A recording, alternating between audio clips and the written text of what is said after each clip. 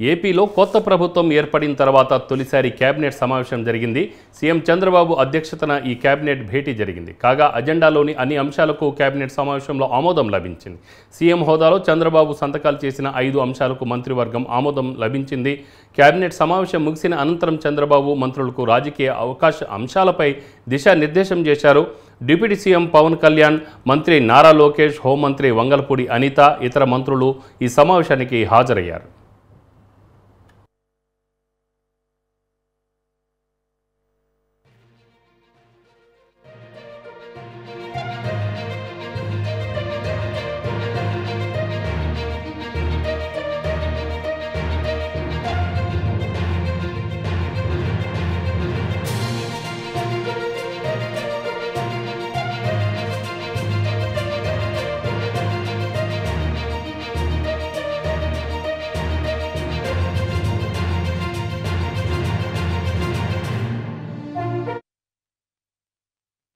భరోసా కల్పించే ప్రభుత్వం వచ్చింది అనే నమ్మకాన్ని కలిగించడం జరిగిందని చెప్పేసి మనం చేస్తాను. నేను మొట్టమొదటిగా మెగా డిఎస్సి గత ప్రభుత్వం కేవలం సివిల్ వర్క్లు, పెయింటింగ్ వర్క్లు, కొన్ని పనిముట్ల కొనుగోళ్ల మీద దృష్టి పెట్టి విద్యా బోధనకు కావాల్సిన ముఖ్యమైన ఉపాధ్యాయుల్ని నియమించడంలో మాత్రం పూర్తిగా వైఫల్యం చెందిన విషయం అందరికీ తెలిసిందే.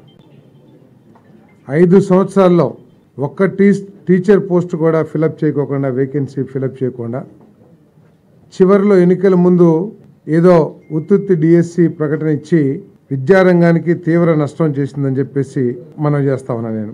మరి ఏదైతే చంద్రబాబు నాయుడు గారు, పవన్ కళ్యాణ్ గారు, బీజేపీ కూటమి ప్రభుత్వం రాగానే మెగా డిఎస్సిని అనౌన్స్ చేస్తామని చెప్పేసి చెప్పారో దానికి అనుగుణంగా 16,347 ఉపాధ్యాయుల పోస్టుల నియామకానికి ఈరోజు కేబినెట్ ఆమోదం తెలియజేసిందని చెప్పేసి మీ అందరికీ మనవి చేస్తామని నేను.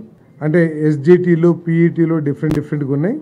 అంతేకాకుండా అన్ని స్కూల్స్కి సంబంధించి ట్రైబల్ వెల్ఫేర్ కానివ్వండి, లేకపోతే గవర్నమెంట్ స్కూల్స్ కానివ్వండి, అన్నిటికీ సంబంధించి ఈ 16,347 పోస్టులు అని చెప్పేసి మీకు మనవి చేస్తా ఉన్నాను.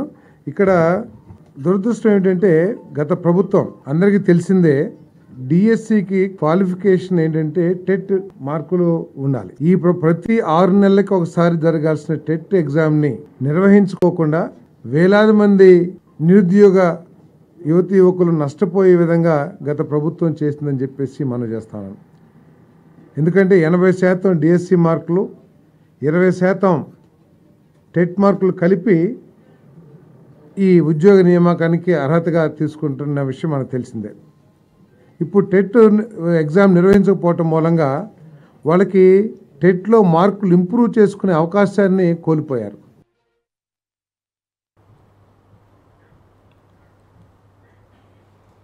విజయవాడలోని క్యాంప్ కార్యాలయంలో డిప్యూటీ సీఎం పవన్ కళ్యాణ్తో తెలుగు సినీ నిర్మాతల సమావేశమయ్యారు. తెలుగు చిత్ర పరిశ్రమ ఎదుర్కొంటున్న సమస్యలు, రాష్ట్రంలో సినిమా రంగం అభివృద్ధికి ఉన్న అవకాశాలు, రాష్ట్రంలో సినీ రంగం విస్తరణకు ఉన్న అవకాశాలపై చర్చించారు. ఈ సమావేశంలో నిర్మాతలు Allu Aravind, Ashwini Dutt, AM Ratnam, Radhakrishna, Dil Raju, Bhogavalli Prasad, DVV Danayya, Supriya, NV Prasad, Bunny Vasu, Naveen Yerneni, Nagavamsi, TG Vishwaprasad, Vamsikrishna తదితరులు పాల్గొన్నారు. చాలా మనస్ఫూర్తిగా మాట్లాడి చాలా ఆనందపడ్డాం. త్వరలో మళ్ళీ total representation of the film industry తోటి ఇక్కడికి వచ్చి వారిని అభినందించడానికి మళ్ళీ వస్తాం. Thank you. ఏమీ లేదు, మీరనే టికెట్ అనేది చాలా చిన్న విషయం అండి, దాని గురించి రాలేదు. ఇండస్ట్రీలో విషయాలు మాట్లాడుకున్నాం కానీ రిప్రజెంటేషన్ వస్తుంది కదా, అప్పుడు అన్ని సమగ్రంగా మాట్లాడతాం. Thank you very much. AP governor కార్యదర్శి ఎం హరి జవహర్ లాల్ విజయవాడ కనకదుర్గమ్మను దర్శించుకున్నారు. కుటుంబ సభ్యులతో కలిసి ఇంద్రకీలాద్రికి చేరుకున్న ఆయనకు ఆలయ మర్యాదలతో అర్చకులు ఘన స్వాగతం పలికారు. ఆ తర్వాత అమ్మవారిని దర్శించుకొని ప్రత్యేక పూజలు చేశారు. హరి జవహర్ లాల్ను వేద పండితులు ఆశీర్వదించి అమ్మవారి ప్రసాదాలు, చిత్రపటం, శేషవస్త్రం అందజేశారు.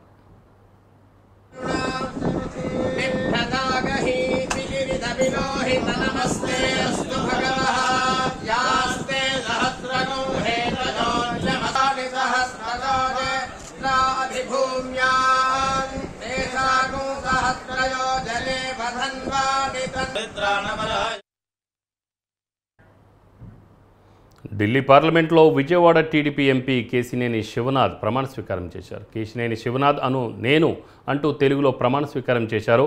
చిన్నితో విజయవాడ ఎంపీగా ప్రొటెం స్పీకర్ భర్తృహరి మెహతా ప్రమాణం చేయించారు.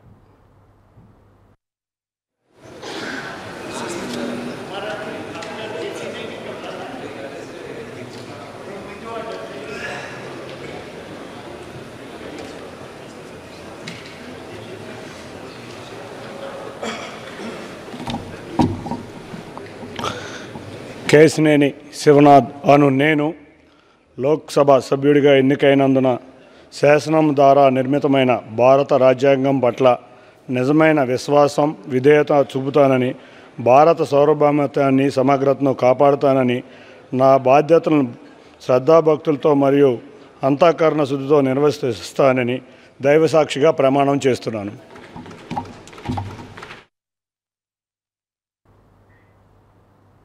ఏపీలో గత వైసీపీ ప్రభుత్వం వల్ల మద్యం విధానం నిర్వీర్యమైందని ఎక్సైజ్ శాఖ మంత్రి కొల్లు రవీంద్ర అన్నారు. ఎక్సైజ్ శాఖను భ్రష్టు పట్టించారని మంత్రి రవీంద్ర తెలిపారు. సచివాలయంలో ఆయన ఎక్సైజ్ శాఖ మంత్రిగా బాధ్యతలు స్వీకరించారు. త్వరలో ఎక్సైజ్ శాఖ, మెయిన్ శాఖలో కొత్త పాలసీని తీసుకొస్తామని మంత్రి తెలిపారు.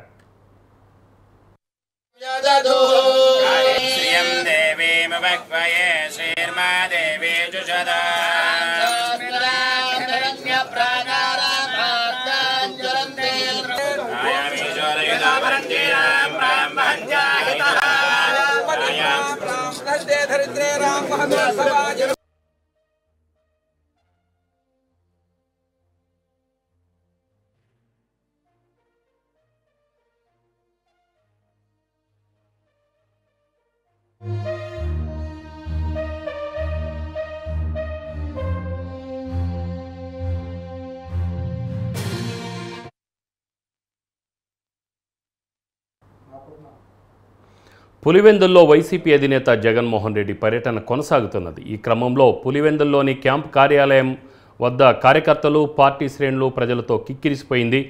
కష్టాలను ధైర్యంగా ఎదుర్కొందాం, మళ్లీ మంచి రోజులు వస్తాయంటూ జగన్ తెలిపారు. కష్టకాలంలో పార్టీ కార్యకర్తలకు, నేతలు అండగా నిలబడాలని ఆ పార్టీ ప్రజాప్రతినిధులకు జగన్ సూచించారు.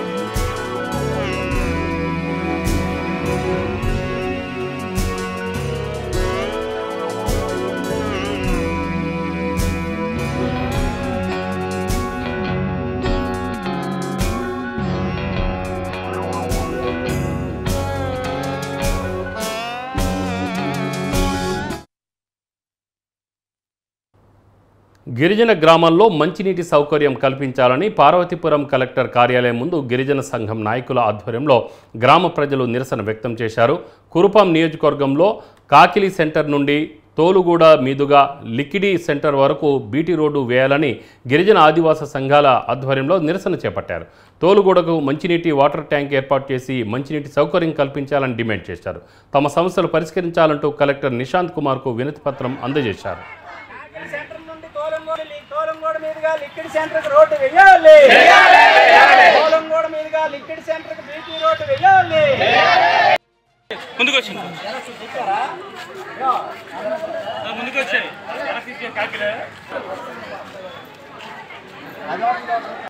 కోలంగూడకి వెంటనే మంచినీటి సౌకర్యం కల్పించాలి, కోలంగూడకి వెంటనే మంచినీటి సౌకర్యం కల్పించాలి,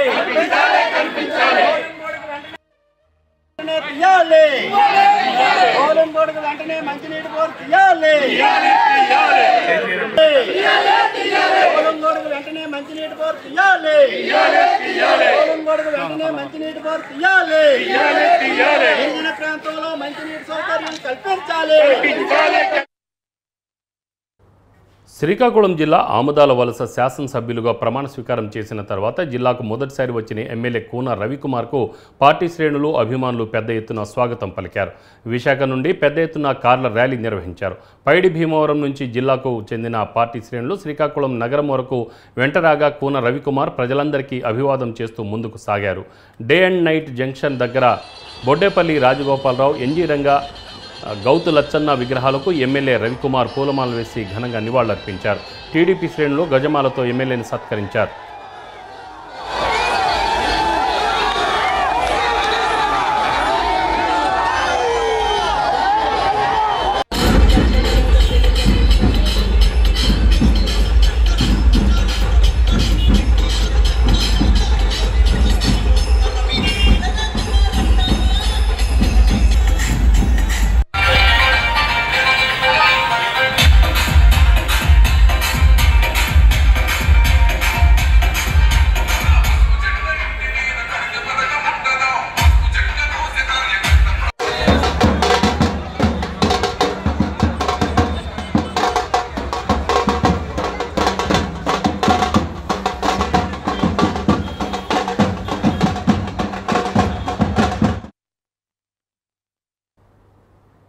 ఏపీ హోంమంత్రి వంగలపూడి అనితతో కావలి ఎమ్మెల్యే కావ్య కృష్ణారెడ్డి మర్యాదపూర్వక భేటీ అయ్యారు. తిరుమల నుండి విజయవాడ వెళ్తూ విశ్రాంతి కోసం కావలిలోని పోలీస్ అతిథి గృహానికి విచ్చేశారు హోంశాఖ మంత్రి వంగలపూడి అనిత. విషయం తెలుసుకున్న ఎమ్మెల్యే కావ్య కృష్ణారెడ్డి ఆమెను కలిసి శాలువతో సత్కరించి పుష్పగుచ్చం అందజేశారు. అనంతరం ఆమెతో నియోజకవర్గ పరిస్థితులతో పాటు పలు విషయాలపై సుదీర్ఘంగా చర్చించారు.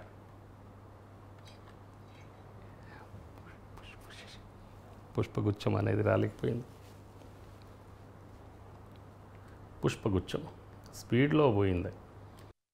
అన్ని మంచి స్టేషన్స్ అమ్మా, క్రైమ్ ఉండదు, ఓన్లీ వైట్ కాలర్ ఊరు అడుగుతున్నాను. కావాలని సంగతి కూడా దగ్గర ఫ్లెక్సీలు చూసి ఒకసారి ఫోన్ చేయను ఎమ్మెల్యే గారికి అని చెప్పి మా పిఏకి చెప్పాను అనమాట.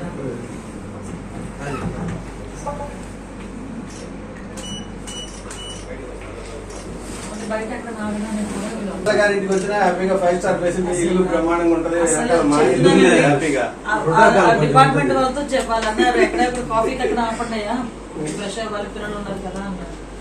వాళ్ళు ఏం చేశారంటే మీకు విషయం చెప్పు, నాది నా ముంబై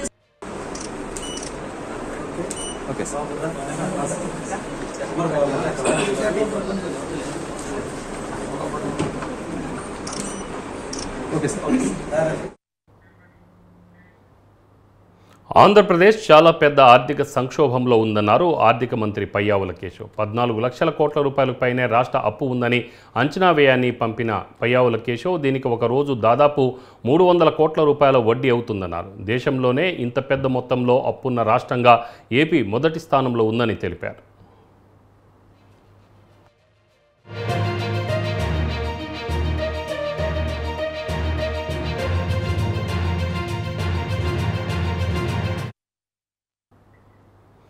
ఏపీలో మహిళలకు మంచి రోజులు వచ్చాయని సీఎం చంద్రబాబు సతీమణి నారా భువనేశ్వరి అన్నారు. మహిళల పట్ల నేరాలను ఎంతమాత్రం సహించని ప్రభుత్వం ఏర్పడిందని ఆమె ట్వీట్ చేశారు.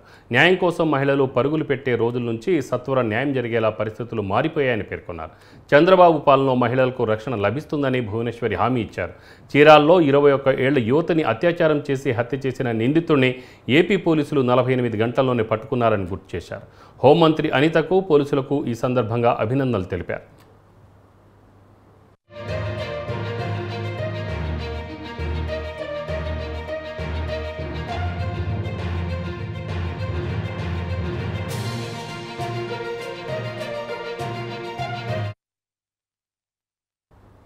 ఏపీ ఐటీ శాఖ మంత్రి నారా లోకేష్ సోమవారం బాధ్యతలు స్వీకరించారు. ఉదయం సచివాలయానికి చేరుకున్న లోకేష్కు వేద మంత్రోచ్చరణలతో వేద పండితులు స్వాగతం పలికారు. అనంతరం 4వ బ్లాక్లోని తన ఛాంబర్లో ప్రత్యేక పూజలు చేసిన ఆయన ఐటీ, విద్య, ఆర్టీజీ శాఖల బాధ్యతలు చేపట్టారు. మంత్రిగా బాధ్యతలు స్వీకరించిన లోకేష్కు ఆయన తల్లి నారా భువనేశ్వరి అభినందించారు. ఏపీని ఐటీ రంగంలో అభివృద్ధి పదంలో నడిపిస్తారనే నమ్మకం తనకుందని భువనేశ్వరి ఆ ట్వీట్లో చేశారు. మరోవైపు లోకేష్ను ఉద్దేశించి ఆయన సతీమణి నారా బ్రాహ్మణి కూడా ట్వీట్ చేశారు. పనిలో పడి విమర్శలను పట్టించుకోకుండా అవార్డుల పంట పండించామని ఆమె తెలిపారు.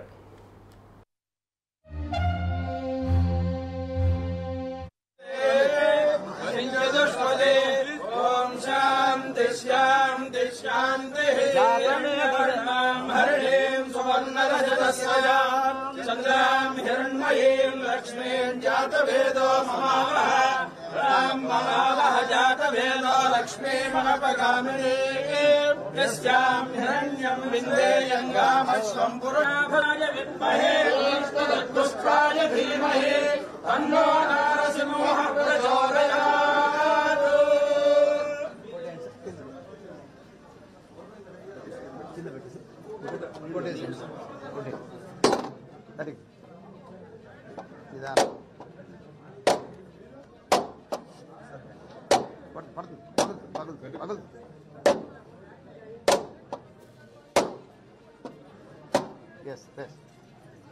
लक्ष्मी नृसिंह मम देहि करावलम्बौ श्रियकान्ताय कल्याणनिधये అనకాపల్లి జిల్లా వేంపాడు టోల్ గేట్ నుండి గోవులను అక్రమంగా తరలిస్తున్నారని సమాచారం తెలుసుకున్న గో సంరక్షణ యూత్ సభ్యులు అడ్డుకున్నారు. అనంతరం పోలీసులకు సమాచారం ఇచ్చారు. అయితే గంటల తరబడి అయిన పోలీసులు సంఘటన స్థలానికి రాలేదని నక్కపల్లి పోలీస్ స్టేషన్ వద్ద నిరసనకు దిగారు. గోవుల అక్రమ రవాణాను అరికట్టాలని విశ్వ హిందూ పరిషత్ సభ్యులు డిమాండ్ చేశారు. గోవులను విజయనగరం జిల్లా కొత్తవలస గోశాలకు తరలించారు.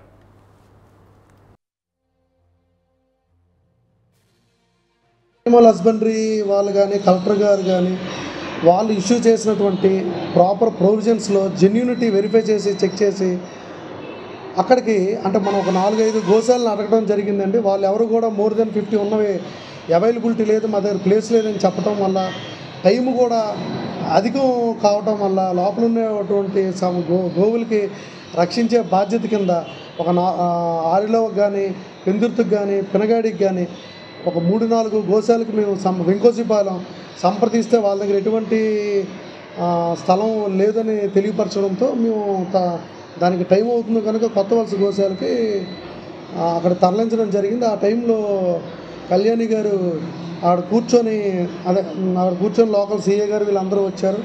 వచ్చిన తర్వాత ఆమె కూడా దాన్ని రిజెక్ట్ చేశారు. గోశాల అనేది మేము అక్కడ యానిమల్ హస్బెండరీ వాళ్ళతో కన్సల్ట్ చేసి మేము పంపించామండి. అయితే అక్కడ దించడంగానే ఏమీ చేయలేదు. తర్వాత అక్కడికి కూడా వెహికల్ వెళ్ళిన తర్వాత తదుపరి ఎక్కడైతే బెటర్గా ఉంటుంది ఈ గోవులకి సంబంధించి అని కనుక్కొని శ్రీకాకుళం జిల్లా బారువాకి తరలించడం జరిగిందండి. అంతేగాని దీనికి సంబంధించి as per provisions senior officers అందరితో సంప్రదించి తగు చర్య అనేది తీసుకోవడం జరిగింది.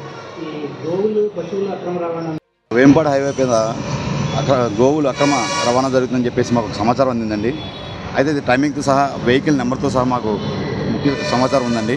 అయితే సమాచారం ప్రకారం ఆ టైమింగ్ అక్కడ వెహికల్ బయలుదేరిన టైంని బట్టి మేము 1 గంటకి ఇక్కడ చేరుకోవడం జరిగిందండి టోల్ ప్లాజా వద్దకి. అయితే మేము 1 గంటకి వెహికల్ని అడ్డుకొని ఈ గో అక్రమ దారుల యొక్క వాహనాన్ని అడ్డుకొని మేమైతే వెంటనే పోలీసు వారికి ఇన్ఫామ్ చేయడం జరిగింది. అలాగే వాళ్ళు స్పందించకపోతే ఇక్కడ స్టేషన్కి వచ్చి కంప్లైంట్ చేస్తామంటే కంప్లైంట్ తీసుకోలేదు. అలాగే మేము వస్తామని చెప్పిన తర్వాత మేము టోల్ ప్లాజా దగ్గర తిరిగి వెళ్ళిపోయాం. వెహికల్ దగ్గర 1 గంట నుంచి ఇంచుమించుగా 4 గంటల వరకు వెయిట్ చేసాం. అయితే పోలీస్ స్టేషన్ నుంచి ఎవరు కూడా స్పందించలేదు, ఎవరు రాలేదు. అయితే మరి ఈ యొక్క గోవు అక్రమ రవాణాకి ఎవరైతే పాల్పడుతున్నారో వాళ్ళకి సంబంధించిన వ్యక్తులు కొంతమంది ఒక 30-40 మంది ఉంటారండి. ఒక్కసారిగా వచ్చి మాపై దాడి చేసి ఆ యొక్క వెహికల్ని తీసుకుపోవడం జరిగిందండి. అలాగే మా సభ్యుల యొక్క ఫోన్లు, అలాగే ఛార్జర్లు, ఇంకా వాహనాల్లో ఉన్న ముఖ్యమైన వస్తువులు తీసుకెళ్ళిపోవడం జరిగిందండి. అయితే దీని మీద మేము ఒకటే అడుగుతున్నామండి, ఆ యొక్క మా మీద దాడి చేసి ఓం భారత్ శక్తిపీఠం మీ భారతనారాయణ మహారాజ్ విశాఖపట్నం నుంచి ఇక్కడ ఏదైతే పాకిరేపేట మండలానికి ఆనుకున్నటువంటి టోల్గేట్ దగ్గర ఏదైతే రాత్రి జరిగినటువంటి ఒక సంఘటన మన యొక్క గోరక్షదళ కార్యకర్తలు ఎవరైతే ఉన్నారో వాళ్ళు అక్రమంగా తరలిపోతున్నటువంటి ఈ యొక్క వ్యాన్ను ఆపితే ఎవరైతే మూకుమ్మడిగా ఆ పక్కన ఉన్నటువంటి గ్రామస్తులో లేకపోతే వాళ్ళు ఇంకేమనుకోవాలో అది వాళ్ళ యొక్క విజ్ఞతగా వదిలేస్తాం. వాళ్ళు వచ్చి మన యొక్క కార్యకర్తలని వాళ్ళ యొక్క నచ్చినటువంటి రీతిలో వాళ్ళని కొట్టడమే కాకుండా ఒక కార్యకర్తకి అయితే ఒళ్ళు మొత్తం చింతపండు ముద్ద అయిపోయింది. ఇంక మరి చెప్పవలసిన లేదు, చూడవలసిన లేదు. అదేవిధంగా మన యొక్క కార్యకర్తల యొక్క ఫోన్లు కూడా తీసుకున్నారు. అయితే ఇక్కడ పోలీసులకి కార్యకర్తలకి మధ్య చిన్న గ్యాప్ రావడం జరిగింది. ఆ గ్యాప్ ఏమీ లేదు. వాళ్ళు పోలీసులు ఏదైతే దెబ్బలు బాగా తగిలినటువంటి వ్యక్తికి హాస్పిటల్ తీసుకెళ్లారు. అదేవిధంగా ఇప్పుడు వచ్చి మేము సీఏ గారితో మాట్లాడుతూ సానుకూలంగా స్పందించారు. సార్ మీరు ఇంకేమైనా పేర్లు మీకు తెలిసిన వాళ్ళు ఇస్తే మేము ఎఫ్ఐఆర్ కట్టి మీ ఎదురుగానే మీకు ఎఫ్ఐఆర్ సీట్ మీకు ఇస్తాం, మేమైతే అటువంటి అభ్యంతరం లేదు. కానీ అందరూ కలిసికట్టుగా చెయ్యండి. గోవులే కాదు, ఏ పనైనా ధర్మం కోసం, ధర్మాన్ని రక్షించడం కోసం కలిసికట్టుగా చేయండి. కానీ మీలో మీరు నంద్యాల జిల్లా శ్రీశైలంలో ముక్కంటి మల్లన్న ఆలయానికి భక్తుల రద్దీ పెరిగింది. మొక్కులు తీర్చుకునేందుకు భారీగా క్షేత్రానికి భక్తులు తరలి వస్తున్నారు. పైగా సోమవారం కావడంతో భక్తులు స్వామివారి అమ్మవారి దర్శనానికి బారులు తీరారు. భక్తులు తెల్లవారుజాము నుండే పాతాళగంగలో పుణ్యస్నానాలు ఆచరించి శ్రీ భ్రమరాంబ మల్లికార్జున స్వామి అమ్మవార్ల దర్శనార్థమై క్యూ లైన్లో దర్శన కంపార్ట్మెంట్లలో బారులు తీరారు. శ్రీ స్వామి అమ్మవారి దర్శనానికి సుమారు 5 గంటల సమయం పడుతుంది. మరోపక్క భక్తులు శ్రీవారి అమ్మవారి రుద్రాభిషేకం, కుంకుమార్చన తదితర అభిషేకార్చనలు నిర్వహించి మొక్కులు తీర్చుకుంటున్నారు. అయితే భక్తుల రద్దీ దృష్ట్యా ఆలయ క్యూ లైన్లలో భక్తులకు ఎటువంటి ఇబ్బందులు కలగకుండా అధికారులు అన్ని ఏర్పాట్లు చేశారు.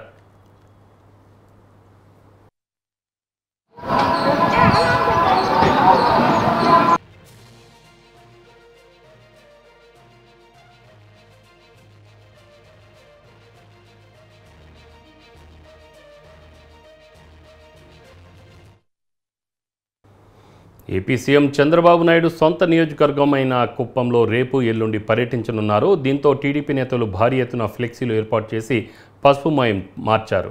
చంద్రబాబు కుప్పం రానుండడంతో జిల్లా ఎస్పీతో పాటు అధికారులు సైతం సీఎం పర్యటన ఏర్పాట్లను పర్యవేక్షిస్తున్నారు. పరిసర ప్రాంతాల్లో భారీ బందోబస్తు ఏర్పాటు చేశారు.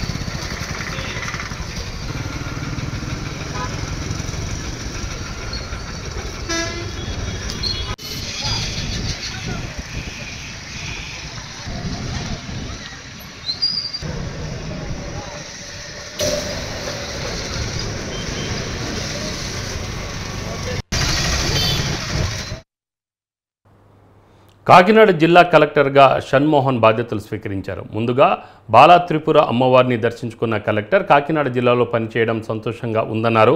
డయేరియా నివారణపై పూర్తి ప్రణాళికలతో ముందుకెళ్తామన్నారు. జిల్లాను మరింత అభివృద్ధి చేసే విధంగా కృషి చేస్తానని కలెక్టర్ షణ్మోహన్ తెలిపారు.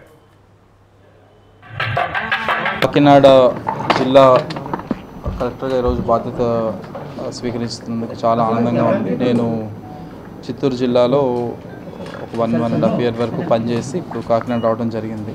ఇంతకుముందు ఒకసారి కాకినాడకి రావడం జరిగింది. నేను పోర్ట్స్ డిపార్ట్మెంట్లో ఉన్నప్పుడు ఇక్కడ కాకినాడ సెజ్ ఏరియా దీనికోసం విజిట్ కోసం రావడం జరిగింది. అదే మొదటిసారి లాస్ట్ సారి and very happy to be here back. And చాలా ఎలా చెప్పను, చాలా లాట్ ఆఫ్ హిస్టరీ అండ్ చాలా మంచి పేరున్న డిస్ట్రిక్ట్. ముందున్న ఈస్ట్ గోదావరి కానీ ఇప్పుడున్న కాకినాడ కానీ నా బ్యాచ్మేట్ ఇక్కడ కూడా చేస్తున్నారు ఆల్రెడీ. సో ఐ విష్ అందరికీ I will meet there expectations. And ప్రజాప్రతినిధులు తర్వాత గవర్నర్ చంద్రబాబు నాయుడు గారి సీఎం గారి ఆదేశాల మేరకు గవర్నమెంట్ పనులు, గవర్నమెంట్ పథకాలు వారి ఎక్స్పెక్టేషన్స్ మేరకు నేను చేయగలుగుతానని చెప్పి ప్రామిస్ చేస్తూ and I will take care of all the team and we will live up to the expectation of the public. Thank you all. తొలిసారి విజయనగరం నుండి లోక్సభకు ఎంపికైన కలిశెట్టి అప్పలనాయుడు టీడీపీపై తన అభిమానాన్ని వినూత్నంగా చాటుకున్నారు. టికెట్ ఇచ్చి ఎంపీగా గెలిపించిన టీడీపీ గుర్తు సైకిల్ పైనే పార్లమెంటుకు వెళ్లారు. సోమవారం పార్లమెంట్ సమావేశాలు ప్రారంభం కావడం, ఎంపీల ప్రమాణ స్వీకారం నేపథ్యంలో ఎంపీ అప్పలనాయుడు కుటుంబంతో కలిసి ఢిల్లీకి వెళ్లారు. ప్రభుత్వం తనకు కేటాయించిన అతిథి గృహంలో ఫ్యామిలీతో కలిసి బస చేశారు. ఈరోజు ప్రమాణ స్వీకారం ఉండటంతో సైకిల్పై పార్లమెంటుకు వెళ్లి తెలుగులో ప్రమాణ స్వీకారం చేశారు. ఎంపీ అప్పలనాయుడు సైకిల్పై పార్లమెంటుకు వెళ్లడం అందరి దృష్టిని ఆకర్షించింది.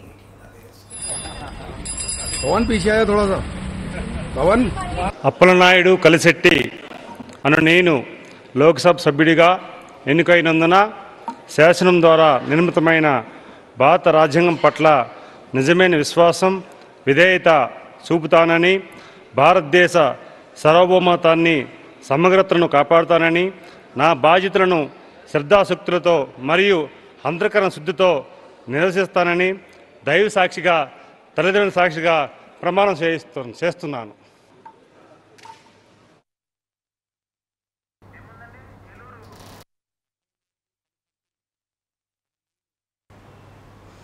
ఏలూరు జిల్లా చింతలపూడి ప్రభుత్వ ఆసుపత్రిని ఎమ్మెల్యే రోషన్ కుమార్ తనిఖీ చేశారు. ప్రసూతి విభాగంలో వసతులను ఆయన పరిశీలించారు. ఆసుపత్రికి వచ్చిన రోగులను, ఆసుపత్రి సిబ్బంది పనితీరును ఎమ్మెల్యే రోషన్ అడిగి తెలుసుకున్నారు. మందుల కొరతపై సిబ్బందిని వివరాలు అడిగారు. ఆసుపత్రిలో పరిశుభ్రత పాటించాలని సిబ్బందికి పలు సూచనలు చేశారు. ఏమైనా సమస్యలు ఉంటే తమ దృష్టికి తీసుకురావాలని ఎమ్మెల్యే రోషన్ కుమార్ అన్నారు.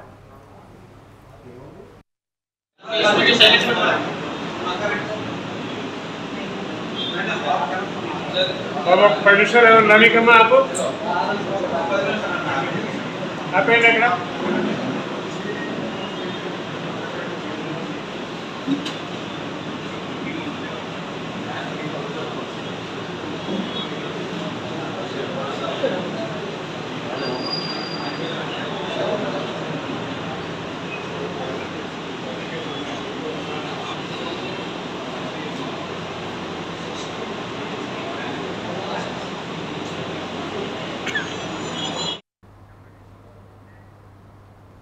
నెల్లూరు జిల్లా విక్రమసింహపురి యూనివర్సిటీలోని పరిపాలనా భవనం ఎదుట తెలుగునాడు స్టూడెంట్స్ ఫెడరేషన్ నేతలు నిరసనకు దిగారు.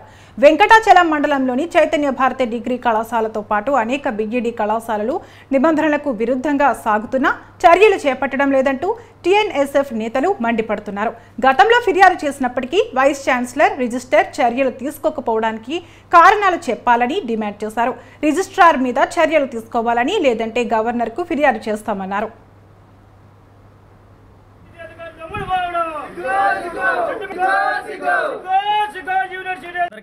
నమస్కారం. ఈరోజు వెంకటాచలం మండలం కాగుటూరులో ఉన్నటువంటి విక్రమసింహపురి విశ్వవిద్యాలయంలో టీఎన్ఎస్ఎఫ్ ఆధ్వర్యంలో ఆందోళన చేయడం జరుగుతూ ఉంది. గతంలో వెంకటాచలంలో ఉన్నటువంటి చైతన్య భారతి డిగ్రీ కళాశాల మీద మేము అనేక సార్లు రిజిస్టర్ గారికి, వీసీ గారికి అనేక సార్లు ఫిర్యాదు చేసినప్పటికీ దాని మీద చర్యలే తీసుకోలేదు. దీన్ని నిరసిస్తూ ఈరోజు టీఎన్ఎస్ఎఫ్ ఆధ్వర్యంలో విక్రమసింహపురి విశ్వవిద్యాలయం పరిపాలనా భవనం ఎదుట ఆందోళన దిగడం జరిగింది. అయ్యా, మేము ఏమంటామంటే మీరెందుకు దాదాపు 20 పైగా సమస్యలు ఉన్నటువంటి కాలేజీ మీద మేము రిప్రజెంటేషన్ ఇస్తే మీరు ఎందుకు చర్యలు తీసుకోలేదు? దీన్ని బట్టి మాకు ఒకటే అర్థమవుతా ఉంది. ఇక్కడ పనిచేస్తున్నటువంటి వైస్ ఛాన్సలర్ సుందరవల్లి గారు, రిజిస్టర్ రామచంద్రారెడ్డి గారు ప్రైవేటు కళాశాలకు అమ్ముడుపోయారు. వాళ్ళ వద్ద ముడుపులు తీసుకుంటూ జోబులు నింపుకుంటున్నారు అనేది మాకైతే స్పష్టంగా అర్థమవుతా ఉంది. ఇకనైనా మీ వైఖరి మార్చుకోండి. లేని పక్షంలో యూనివర్సిటీ ముట్టడిస్తామని చెప్పి మేము హెచ్చరిస్తూ ఉన్నాం. చైతన్య భారతి డిగ్రీ కళాశాలే కాదు, అనేక బీఈడి కళాశాలలు, అనేక కళాశాలలు వెంకటాచలం మండలంలో ఉన్నటువంటి అనేక కళాశాలలు కూడా నిబంధనలకు విరుద్ధంగా నడుస్తూ ఉన్నాయి. వీటన్నిటి మీద తక్షణమే చర్యలు తీసుకోమని చెప్పి మేము టీఎన్ఎస్ఎఫ్ తరఫున డిమాండ్ చేస్తూ ఉన్నాం. ఇదే కాదు, యూనివర్సిటీలో అనేక అవకతవకలు జరుగుతూ ఉన్నాయి. దీని మీద కూడా మాకు సమాచారం అంతా ఉంది. మిమ్మల్ని అయితే రిజిస్టర్ గారు మిమ్మల్ని అయితే వదిలిపెట్టే ప్రసక్తే లేదు. గత 2 సంవత్సరాల నుంచి మీరు ఏమేం చేశారో అన్నీ వెలికితీస్తాం. మేము ఎలా రేపు వెళ్ళిపోతాం, మాకేం కాదనుకున్నారేమో. ఎక్కడ కలుగులో దాక్కున్నా సరే తాను ఆత్మహత్యాయత్నం చేసుకున్నట్లు వస్తున్న వార్తలపై పెందుర్తి మాజీ ఎమ్మెల్యే అదీప్ రాజ్ స్పందించారు. సోషల్ మీడియాలో తాను కుటుంబ కలహాలతో ఆత్మహత్యాయత్నం చేసుకున్నట్లు వార్తలు వస్తున్నాయని, అందులో వాస్తవం లేదని చెప్పారు. గ్యాస్ట్రిక్ సమస్యతో రాత్రి ఆసుపత్రిలో చేరానని, ఇప్పుడు బాగానే ఉన్నట్లు తెలిపారు. తాను ఆరోగ్యంగానే ఉన్నానని, దయచేసి అపోహలను నమ్మొద్దన్నారు. అదీప్ రాజ్ ఆత్మహత్యాయత్నం అంశంపై సోషల్ మీడియాలో విస్తృతంగా ప్రచారం జరగడంతో ఆయన వివరణ ఇచ్చారు. అందరికీ నమస్కారం. నేను మీ అన్నంరెడ్డి అదీప్ రాజ్. అయితే ఈరోజు ఎంత స్పీడ్గా పుకార్లు వాళ్ళంతా కూడా హల్చల్ చేస్తున్నాయో మనందరం కూడా చూస్తున్నాం. నిన్న సాయంత్రం 4 గంటల నుంచి 6 గంటల వరకు కూడా పెందుర్తి నియోజకవర్గ పరిధిలో ఉన్నటువంటి వైఎస్ఆర్ కాంగ్రెస్ పార్టీ ఆత్మీయ సమావేశం ఏర్పాటు చేసుకొని కార్యకర్తలందరితో కూడా బ్రహ్మాండంగా కార్యక్రమం చూసుకొని తదనంతరం కుటుంబంతో కలిసి సరదాగా బయటికి డిన్నర్ కూడా వెళ్ళి రావడం జరిగింది.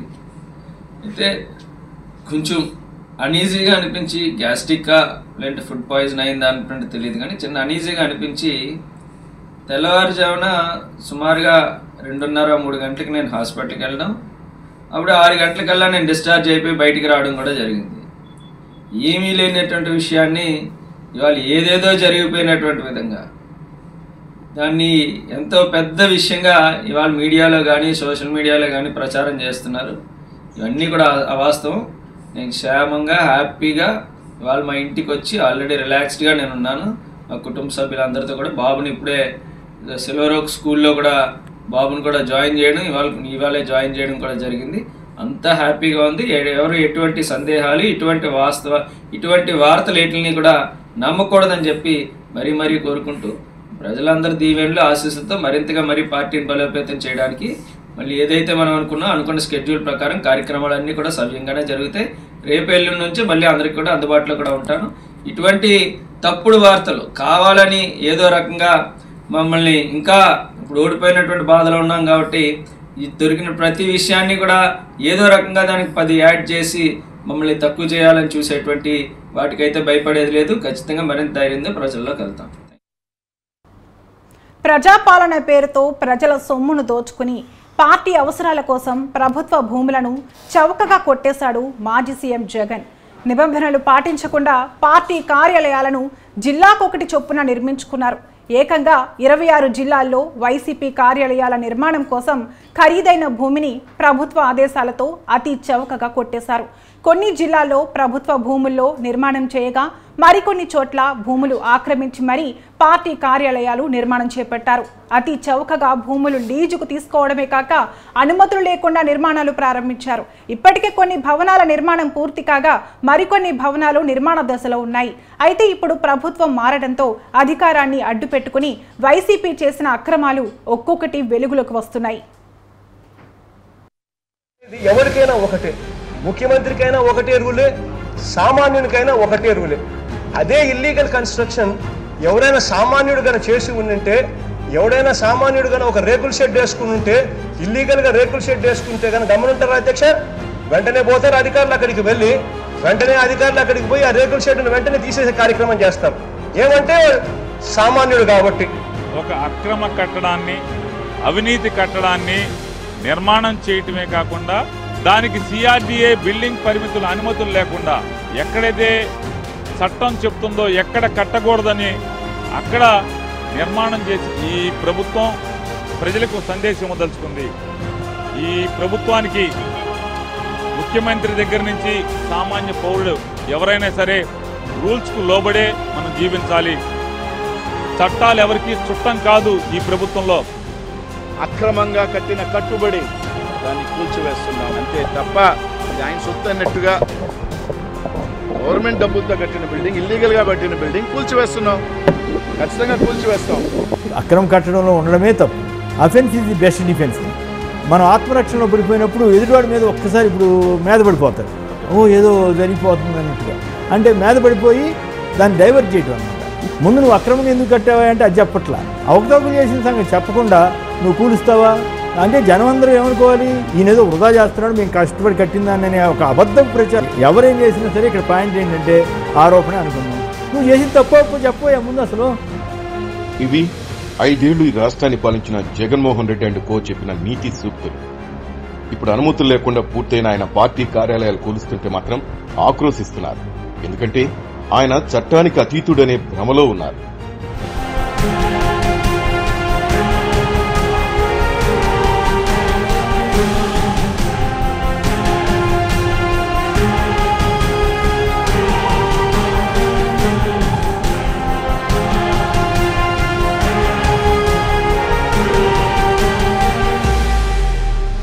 సాధారణంగా ఏ రాజకీయ పార్టీ అయినా స్టేట్ హెడ్ క్వార్టర్స్ లో నిర్మించుకునే కార్యాలయాన్ని కొంత విలాసవంతంగా నిర్మించుకుంటుంది. రాష్ట్రం నలుమూల నుంచి పార్టీ శ్రేణులు, నాయకులు వచ్చే అవకాశం ఉండడంతో పాటు తరచూ సమావేశాలు నిర్వహించుకోవడానికి వీలుగా పార్టీ కార్యాలయాలను నిర్మించుకుంటారు. ఎన్నికల సంఘం గుర్తింపు పొందిన పార్టీలు దరఖాస్తు చేసుకుంటే అర్హత ఆధారంగా ప్రభుత్వం తక్కువ ధరకే భూమిని కేటాయిస్తే ఆ స్థలంలో ప్రభుత్వ నిబంధనల ప్రకారం అన్ని అనుమతులు తీసుకుని భవన నిర్మాణం చేపట్టారు. అదే జిల్లా స్థాయిలో పార్టీ కార్యాలయాలను తక్కువ విస్తీర్ణంలో సాధారణంగా ఓ 4 గదులు ఉండేలా నిర్మాణం చేసుకుంటారు. కానీ వైసీపీ మాత్రం ప్రభుత్వ భూములను అతి చౌకగా కొట్టేసి భారీ భవంతులను ఓ విధంగా ప్యాలెస్లను తలపించేలా జిల్లా స్థాయిలో కార్యాలయాల నిర్మాణం చేపట్టారు. అధికారంలో ఉండడంతో ఏం చేసినా చెల్లుతుందనేలా వైసీపీ ప్రభుత్వం వ్యవహరించిందనే విమర్శలు వెల్లువెత్తుతున్నాయి. మరోవైపు 25 జిల్లాల్లో కార్యాలయాల నిర్మాణానికి ఎటువంటి అనుమతులు తీసుకోలేదు.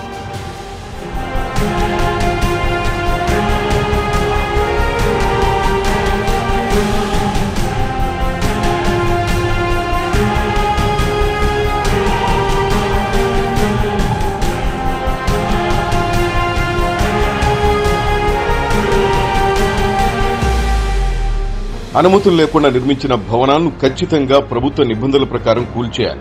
వాస్తవానికి సాధారణంగా ఎవరైనా గృహ నిర్మాణం చేసేటప్పుడు 2 అంతస్తులకు అనుమతులు పొంది 3 లేదా 4 అంతస్తుల భవనాలను నిర్మిస్తారు. నిర్మాణం తర్వాత రెగ్యులరైజ్ చేయించుకోవచ్చిన ఉద్దేశంతో కొంతమంది నిర్మాణం చేస్తారు. కానీ ఇది నిబంధనల ప్రకారం తప్పు. నిబంధనలు పాటించకుండా ఎవరైనా అక్రమ నిర్మాణం చేపడుతున్నారని తెలిస్తే మున్సిపల్ అధికారులు భవనం నిర్మాణ దశలో ఉండగానే కూల్చేస్తారు. ఈ విషయం 5 ఏళ్ల పాటు ప్రభుత్వంలో ఉన్న వైసీపీ నాయకులకు తెలుసు. అయినా సరే అధికార పార్టీ కావడంతో అధికారులు సైతం సైలెంట్ అయిపోయారు. దీంతో చాలా జిల్లాల్లో కార్యాలయాల నిర్మాణం పూర్తయింది. తీరా ప్రభుత్వం మారిన తర్వాత అధికారులు తమ పని చేయడం ప్రారంభించారు. నిబంధనలకు విరుద్ధంగా ఉన్న భవనాలను కూల్చేందుకు సిద్దమయ్యారు. అధికారులు రూల్స్ ప్రకారం నడుచుకుంటుంటే వైసీపీ నేతలు మాత్రం టీడీపీ ప్రభుత్వం తమ పట్ల కక్షపూర్తంగా వ్యవహరిస్తుందనే ఆరోపణలు చేస్తున్నారు.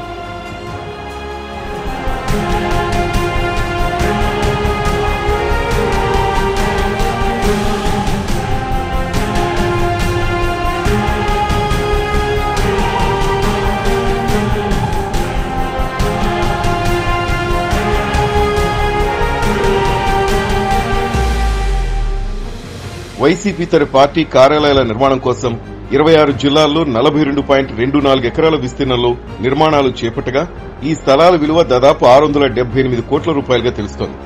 కానీ వైసీపీ ప్రభుత్వం ఆ భూమిని చౌకగా లీజుకిచ్చేసింది. మరోవైపు వైసీపీ కార్యాలయాలు నిర్మాణం చేపట్టిన స్థలాలను గతంలో ప్రభుత్వ అవసరాల కోసం కేటాయించిన స్థలాలు ఉన్నాయి. వైసీపీ కార్యాలయాల కోసం గత అనుమతులను జగన్ ప్రభుత్వం రద్దు చేసింది. మళ్లీ రాబోయేది తమ ప్రభుత్వమనే ధీమాతో వైసీపీ నాయకులు చేసిన భూ అక్రమాలు ఒక్కొక్కటిగా వెలుగు చూస్తుండటంతో ఆ పార్టీ నాయకులు తీవ్ర ఆందోళన చెందుతున్నారు. మరోవైపు అక్రమంగా చెప్పిన నిర్మాణాలపై ఇప్పుడు ప్రభుత్వం చర్యలు తీసుకోవాలని పలువురు కోరుతున్నారు. అక్రమ నిర్మాణాలపై ఎంతో మంది స్థానిక ప్రజలు కంప్లైంట్ చేయడంతోనే మున్సిపల్ రెవెన్యూ అధికారులు చర్యలు తీసుకుంటున్నట్లు తెలుస్తోంది.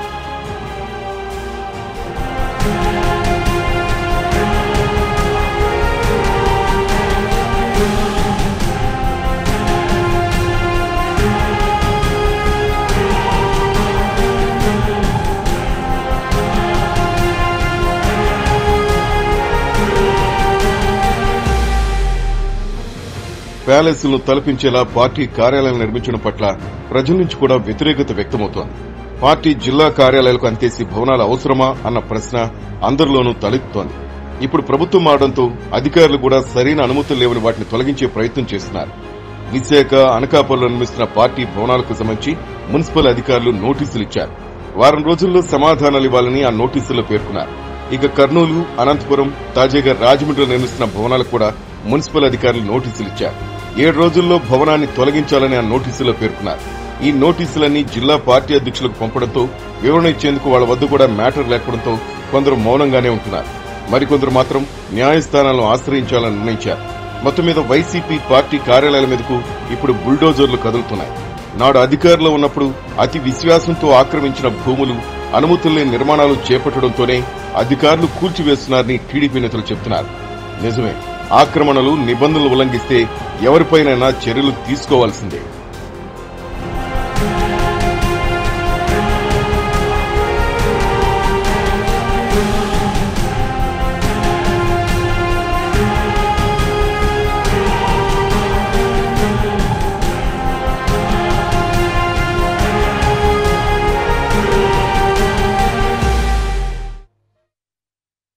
చంద్రగిరి కోటను తలదనే విధంగా వైసీపీ పార్టీ కార్యాలయాల నిర్మాణాలు చేశారని టీడీపీ నేత నరసింహ యాదవ్ అన్నారు.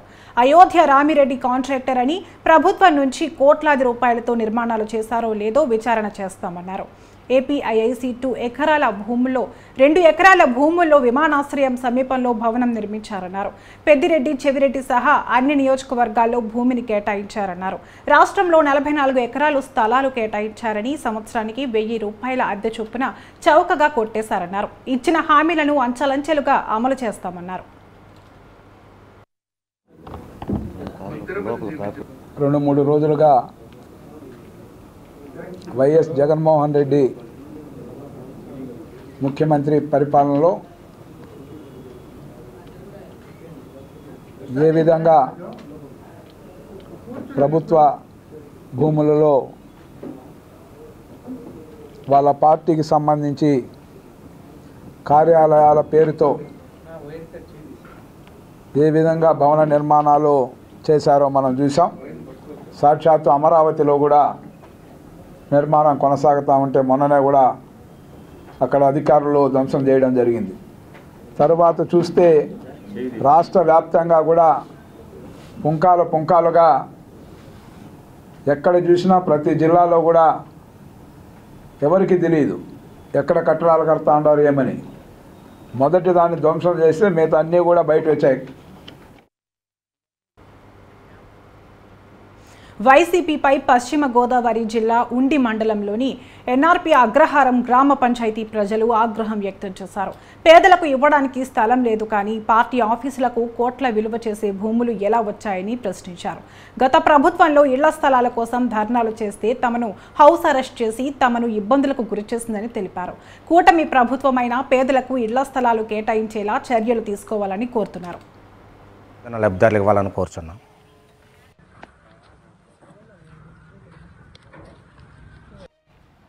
పశ్చిమ గోదావరి జిల్లా ఉండి నియోజకవర్గం ఉండి మండలం ఎన్ఆర్పీ అగ్రహారం గ్రామానికి చెందిన హౌసింగ్ కార్పొరేషన్ వారి భూమి వాళ్ళ హ్యాండ్ఓవర్లో ఉండేదండి.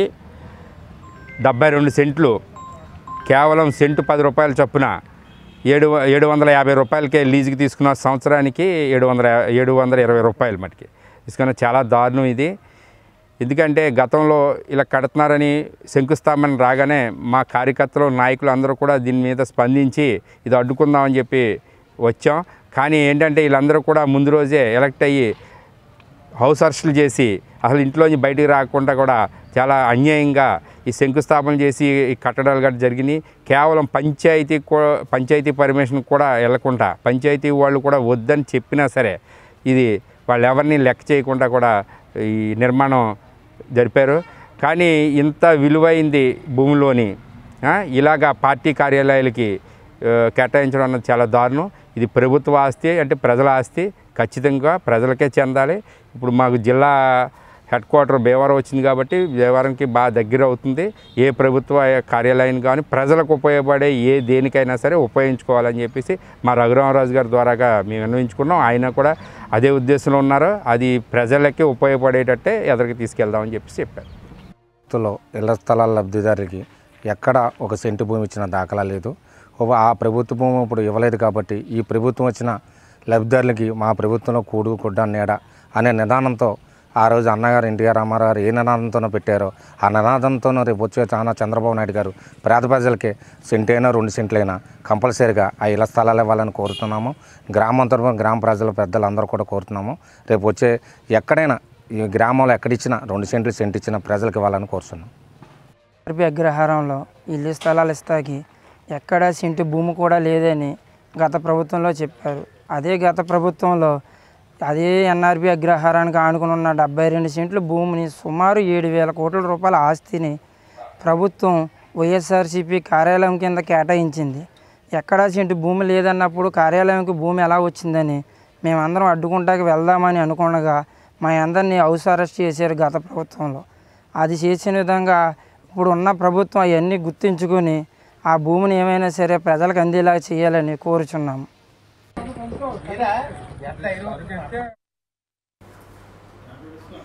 ఇవి నా ఊరు నా వార్త అప్డేట్స్. చూస్తూనే ఉండండి న్యూస్ 360. నిజం ఆలోచనను మారుస్తుంది.